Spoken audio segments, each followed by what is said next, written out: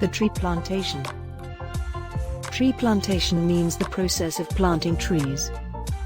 Nowadays it has become a social movement in our country.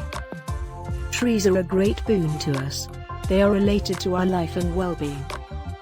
The boons and benefits derived from them are too many to count. Trees provide us shelter, food, fruits, firewood, timber, and oxygen. We get vitamins from fruits. They prevent soil erosion, air pollution, and floods. They also effectively prevent the spread of the desert and landslides. They are essential to maintain ecological balance and preservation of fauna.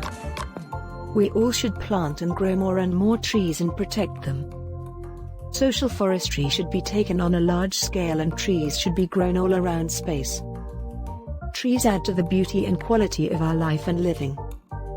We have to plant trees in every bare space of land, the sea beaches, the low-lying areas. The roadsides should be brought under deforestation. We cannot think about our existence without trees. People should grow more and more trees to improve our adverse situation.